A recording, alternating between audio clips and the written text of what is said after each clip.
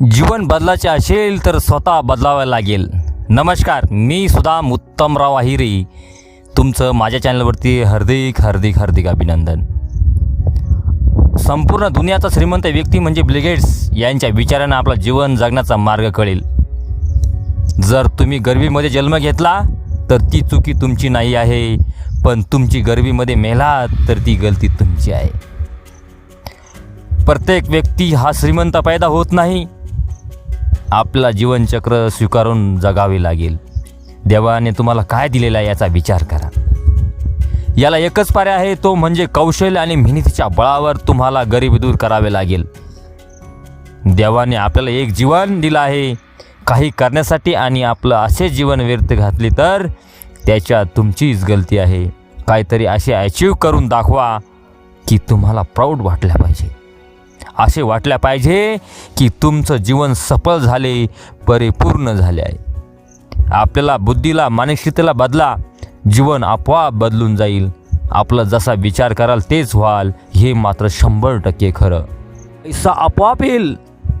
जसं मी करून दाखविलं, मार्केट बनून मोठे यश संपादन करण्यासाठी मोठी रिस्कसुद्धा घ्यावी लागेल. एक वेळ जीवनामध्ये सफल झालो त्याचा अर्थ असा नाही होत की प्रत्येक वेळेस यश मिळेल. असफलताला एक पायीण आहे. समजा स्वतःला दुसऱ्याच्या सोबत कम्पेअर करून सोडून द्या. आपला स्वतःच्या चुका शोधा आणि चुका सुधारण्याचा प्रयत्न करा. मानसशास्त्रामध्ये असे सांगते की तुम्ही जर अडचणीवर लक्ष दिलं तर तुमच्या समोर आणखी अडचणी येतील. याच विरुद्ध तुम्ही जर सोल्युशनवर लक्ष दिलं तर तुमच्याकडे भरपूर पर्याय असतील अडचणीवर मात करण्यासाठी. जीवनामध्ये काम करशाल तर सर्व काही बदलू शकत आहे. तुम्ही जर दमलेले असाल तर लवकर झोपा. शरीर चांगले नसेल तर दररोज व्यायाम करा. काही करण्याच्या अगोदर सर्व काही कठीण वाटते. ज्याही छोट्या गोष्टी आजूबाजूला असतील त्याच्यापासून सुरुवात करा. पैसे नसतील तर शोधा आणि कसे कमावता येईल विचार करा. नॉलेज नसेल तर पुस्तकं वाचा. आपण नोकरीसाठी रोज स्वतःला मारता, ती नोकरी तुमच्यासाठी तुमच्या मरणानंतर म्हणजे एक दिवसानंतर कोणा दुसऱ्याला ऑफर करण्यात येईल. म्हणून वेळ सोडू नका.